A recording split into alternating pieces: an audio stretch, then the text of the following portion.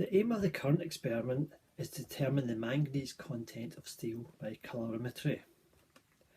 Now, the theory behind colorimetry was explained to you in lecture 1.3F, and I'd recommend that you go back and watch that again prior to doing this experiment.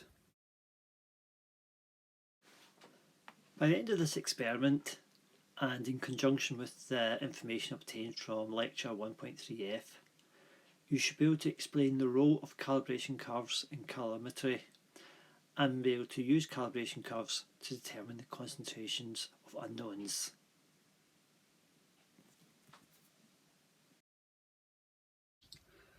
The best way to organise this experiment, I think, is for one group to carry out part A, that is constructing a calibration graph, and then for each of the other groups to take a paperclip to prepare for analysis, and all groups will end up using the same calibration graph at the end of it.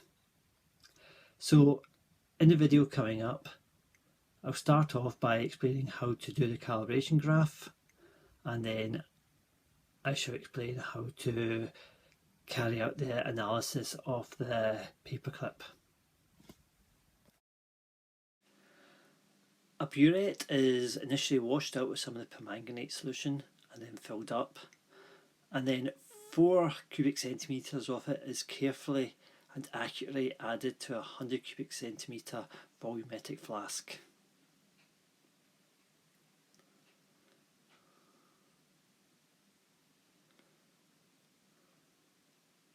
Deionised water is then added to the volumetric flask to make it carefully up to the mark.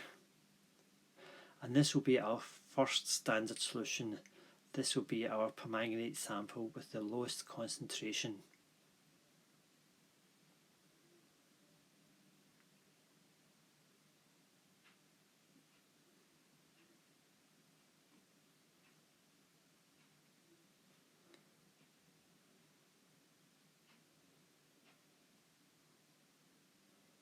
Once made up to the mark, it is necessary to invert it several times to make sure you've got a homogeneous solution. And that is our first standard solution.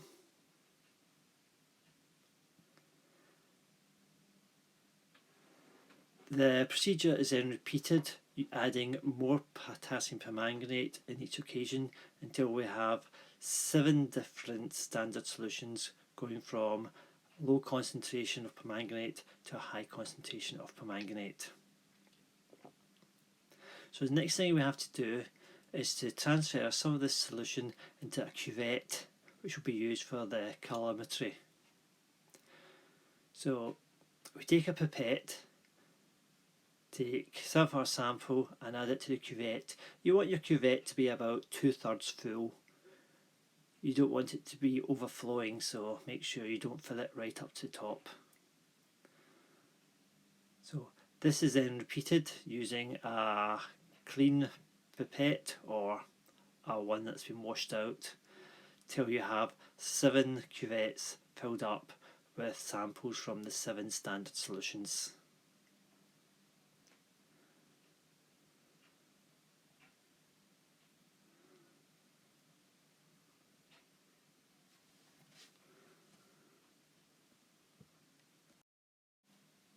On the right hand side, I also have a cuvette filled up with deionised water, which will be used as a reference in the colorimetry. So with this wheel down here, we can change the wavelength of the light which is allowed to travel through the sample. We want to choose 550 nanometers. Ideally we choose 540 nanometers, but we've only got a choice of 520 and 550. So we'll choose 550. Make sure this button you flip between measuring absorbance and transmittance. You want to measure absorbance, so make sure it's reading absorbance. So we put in a sample of just distilled water and press the reference. We then put in our lowest concentration and press T, and we get an absorbance reading of 0.06. So I'll record that. I'll record that with 0.06. Okay. You of course have to work out the concentrations of your calibration standards. And after each sample, you put the water sample back in and zero the absorbance reading. And the next one in, T, and the absorbance is 0.13. And so on through all the standards till you have the absorbance reading for all your standards. So I've measured the absorbance of all my samples, and to the eye the results look quite reasonable. Sometimes what you may find, you do get one result that is obviously wrong. Sometimes this can happen if the cuvette is dirty. So if you have one absorbance reading which is obviously totally out of line with all the others, try to redo it using a new clean cuvette and you might get a better result. Okay, before we draw our calibration graph, we need to know the concentration of these 7 standard solutions. So to work that out, well, we need to know the number of moles of permanganate in our new standard solution. And we get that by multiplying the concentration of our old, in other words our original permanganate that's in the burette, times the volume of the old solution. The concentration of our new standard solution is then the number of moles of our new divided by the volume of our new solution. So for the first sample, the concentration of permanganate in the burette is 0.01 moles per litre. The volume we added was 4. So that gives a number of moles of 0.04. So the concentration of this solution would be 0.04 divided by the volume, which was 100. So our concentration is 0.0004 moles per litre. So we can put that in there. Now I've been a wee bit naughty here because I've put the volume 4 in cubic centimetres, something which I've been shouting at you not to do for the last 3 years. But I'm taking a wee shortcut here because I'm multiplying by volume here, then I'm dividing by volume here. So as long as I have them both in cubic centimetres, the error as it was cancels out. So if you repeat this calculation for all the other standard solutions, you'll get all your potassium permanganate standard concentrations and their absorbance. The next thing to do is plot the calibration graph.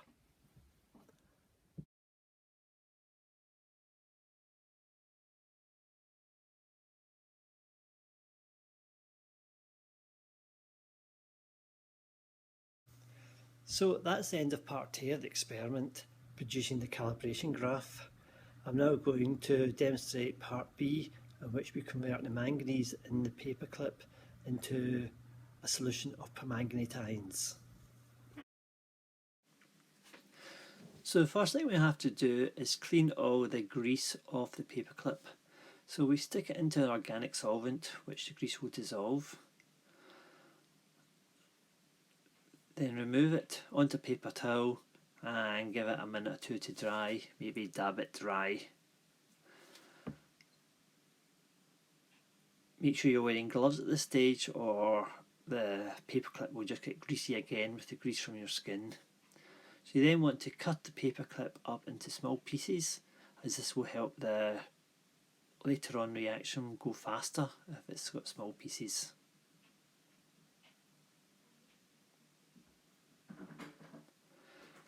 And once you have it cut up, you then want to weigh out accurately about 0.2 grams. So we put a 250 cubic centimetre beaker on the balance, tare it, and then add our small pieces of paperclip till we have approximately 0.2 grams, as long as we record accurately what the actual mass is.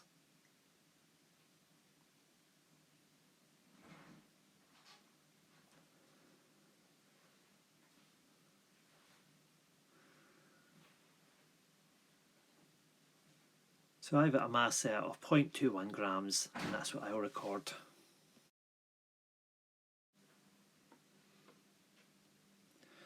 So the next thing I want to do is to take my 0.21 grams of paperclip and dissolve it in nitric acid. So I add 40 ml of 2 moles per litre nitric acid, and this will dissolve the paperclip and can oxidise the manganese to Mn2 plus ions. So we put it on a hot plate at a gentle heat until the paperclip has all reacted.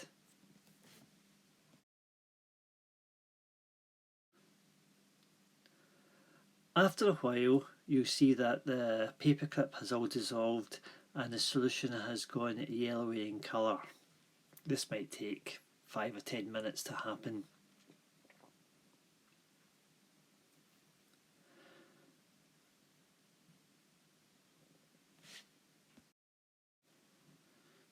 So once it's all disappeared, take the sample off the hot plate, allow it to cool down for a minute or two, and then you want to add a few anti-bumping granules. So get the anti-bumping granules, add it to the sample, and then you'll put the sample back on the hot plate and boil it reasonably vigorously.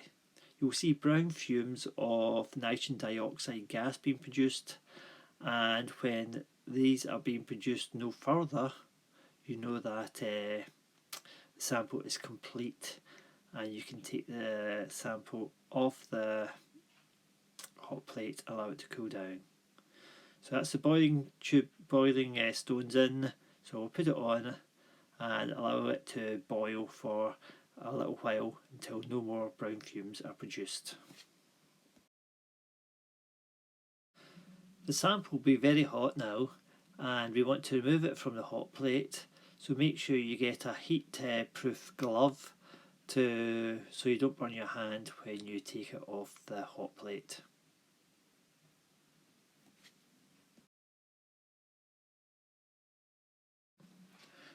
Once the sample has cooled down, the next thing to do is to add 5 cubic centimetres of 85% phosphoric acid.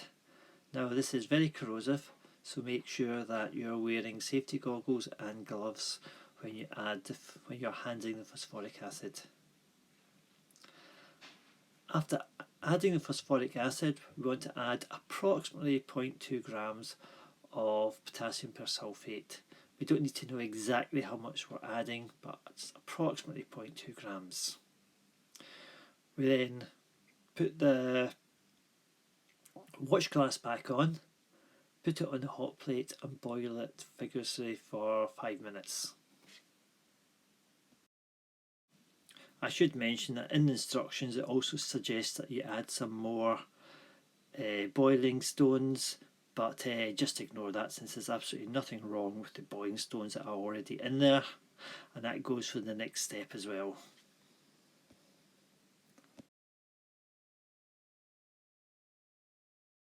Okay. I'm now going to add 15 cubic centimetres of potassium chloride. Put it back onto the boil, and we should see the solution start to go pink because the manganese ions are being further oxidized to pinky purple permanganate ions. So it's a good sign if you start to see the solution go pink. After having let the solution cool down, what we want to do is to transfer it into a 100 cubic centimetre standard flask. So we carefully pour the reaction mixture into the flask, trying to make sure that none of the boiling stones go in at the same time. Because there's a quantitative analysis, we want to get all the permanganate ions into the standard flask, so we wash down the sides of the flask and add the washings to the standard flask, and just to make sure we repeat that a second time. by which stage we can be pretty sure that we've transferred all the permanganate ions into the standard flask.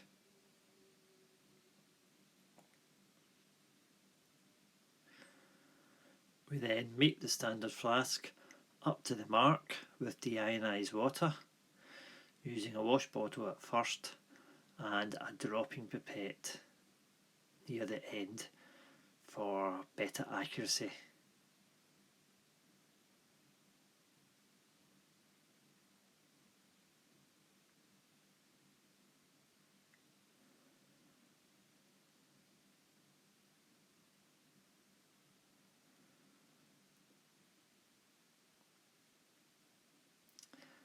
And of course, make sure the sample is homogeneous by mixing it up well before analysis.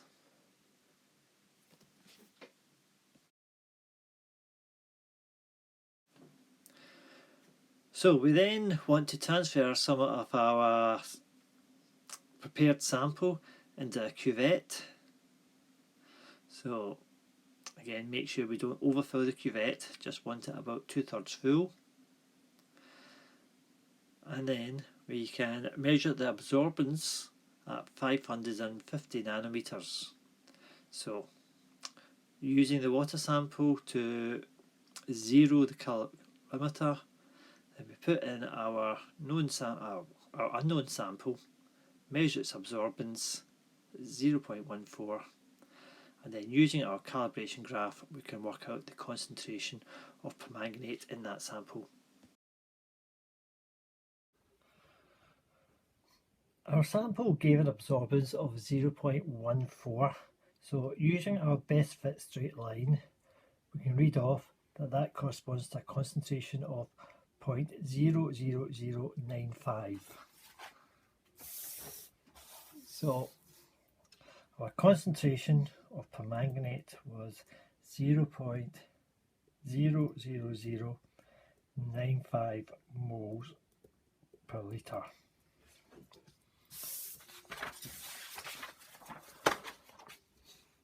Okay, using these results then we have to calculate the percentage by mass of manganese in the steel paperclip.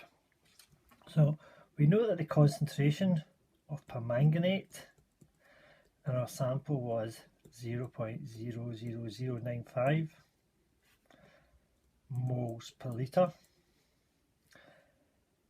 So the next thing to do is work out, well, how many moles of permanganate did we have? Well, we get that by multiplying the concentration times the volume of the solution. Concentration is that, and the total volume of the solution was 100 cubic centimetres. So to do that calculation you get the number of moles of permanganate. From that we can determine the number of moles of manganese, because in every 1 mole of permanganate there's 1 mole of manganese. So the answer you have for the number of moles of permanganate will be the same as the number of moles of the manganese. We can then work out the mass of manganese in our sample by multiplying together the number of moles and the gram formula mass of manganese, and then we can work out the percentage of manganese in our paperclip. So the mass of manganese over the mass of the paperclip, which was 0.21 grams times 100, and that will give us our percentage of manganese in the paperclip, and I expect it to be quite small. Finally, in the discussion, it asked you to explain why the calibration curve was suitable for the analysis of the sample, and also to list some possible sources of error in your final results. If we look back at the calibration graph and get some ideas how to answer that question. The calibration graph is suitable because our absorbance reading lies in between our lowest and our highest sample. If our absorbance had been out with lower than this value or higher than that value, then the calibration graph would not be suitable. And possible sources of error in your final result, well, I have to admit this is not a very good calibration graph because the points are quite scattered off the line. So this would suggest that there are some errors in the concentration of the standard solutions that I made up. Hopefully you'll get a better calibration graph than this. So hopefully by now you'll be able to explain the role of calibration curves in colorimetry, and you should also be able to use calibration curves to determine the concentrations of unknowns.